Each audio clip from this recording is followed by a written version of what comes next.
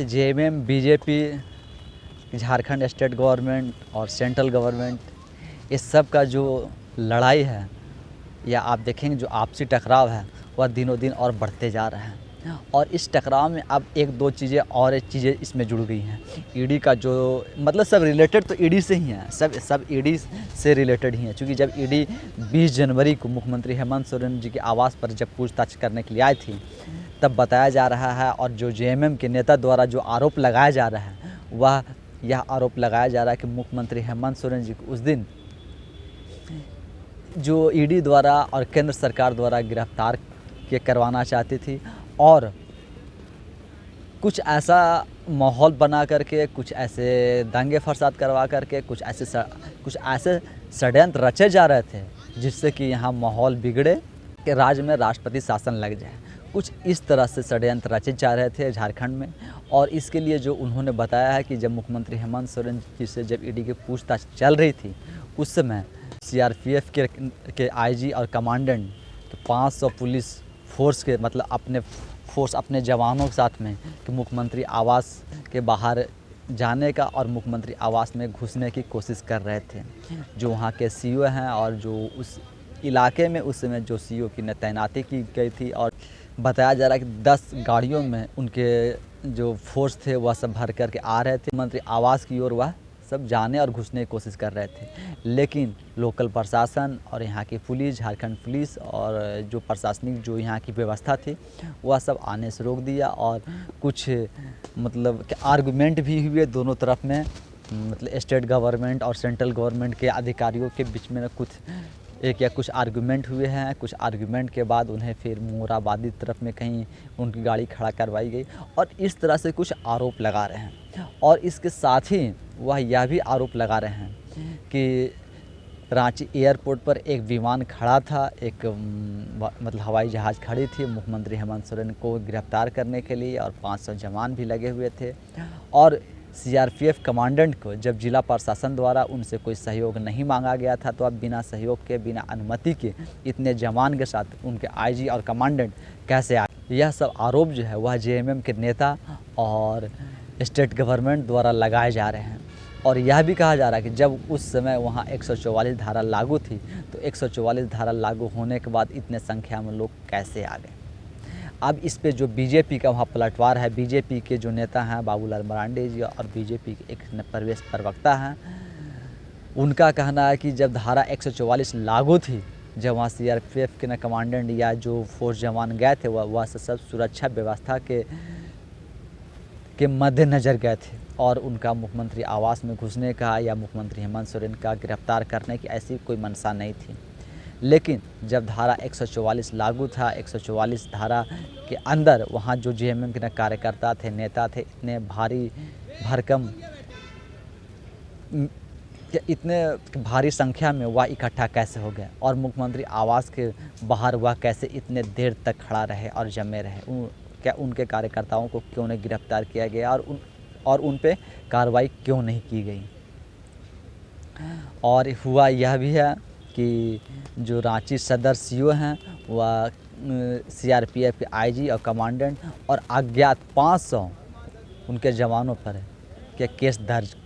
मतलब किया गया है। और जो कांके के सीईओ हैं, कांके के सीईओ द्वारा जेएमएम के कार्यकर्ता जो 144 धारा लगे हुए और जो लोग वहाँ नेता जुटे हुए थे जो तीर धनुष लेकर के और भी जो भी उनके हाथ में हथियार था जो भी वह लेकर के आए हुए थे, वो सब पर कांके के सीईओ द्वारा एफआईआर दर्ज किया गया है। तो देखिए तो एक तरफ से दोनों तरफ मतलब इधर जो जेएमएम के नेता कार्यकर्ता हैं उन पर भी एफआईआर हुई है और जो सीआरपीएफ के आईजी और कमांडेंट हैं उनके ऊपर भी केस दर्ज किया गया है।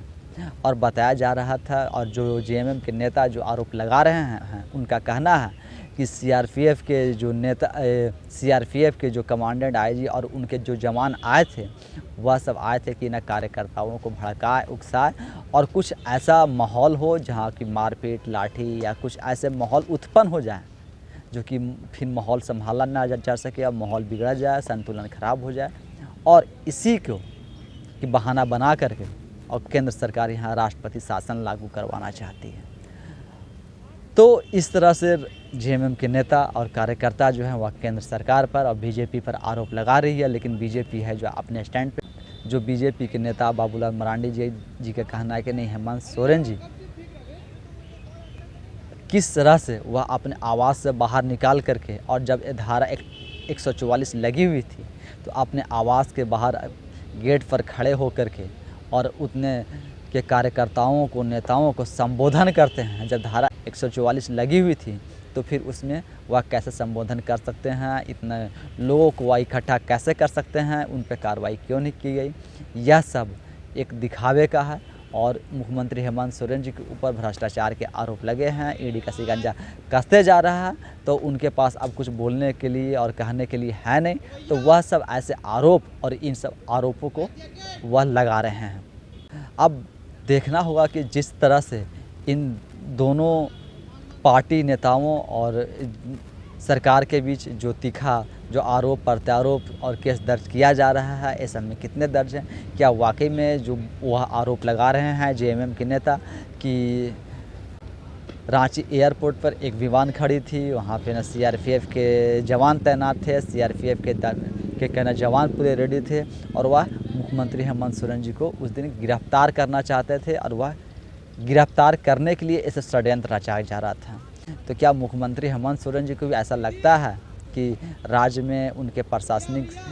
सारे जो पावर हैं उनके पास होते हुए भी उनको इतना डर है और वह इस डर की वजह से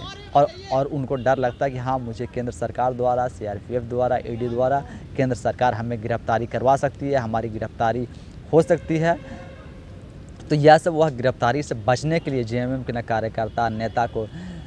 सीएम आवास से बाहर इकट्ठा करते हैं और जो उनके मंत्री हैं, विधायक हैं, वो सबको सीएम आवास में बुलाते हैं और सबको बैठाते हैं। मुख्यमंत्री हेमंत सोरेन जी को ईडी के सवालों को फेस करने से पहले इतना डर जो लगा हुआ है, तो क्या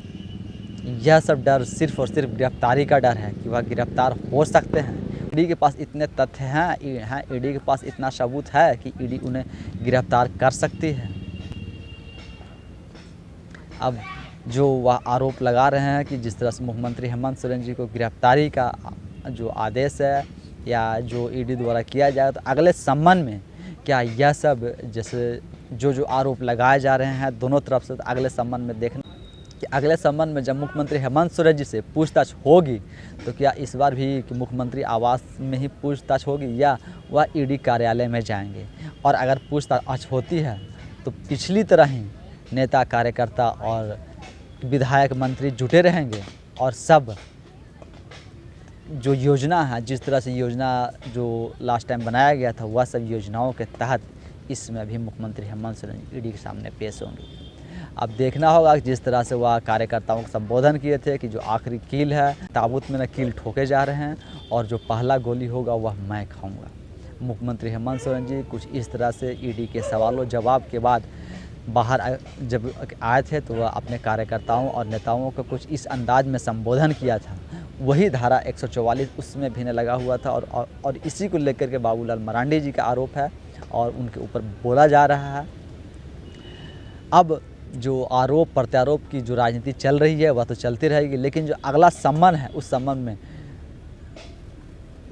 क्या मुख्यमंत्री हेमंत सोरेन जी को गिरफ्तार किया जाएगा या ईडी द्वारा जैसे ही जो समान प्रक्रिया जो सवाल जवाब का है वह सिर्फ सवाल जवाब तक ही सीमित होकर के और सिर्फ ईडी सवाल जवाब कर के अपना के चली जाएगी। अब देखना है कि जो गिरफ्तारी के आरोप लगाए जा रहे हैं, राष्ट्रपति शासन लगाने के जो आरोप लगाए जा रहे हैं, यह सब आरोपों में कुछ दम है भी या सिर्फ और सिर्फ राजनीतिक है और मुद्दा से भटकाने के लिए है। धन्यवाद।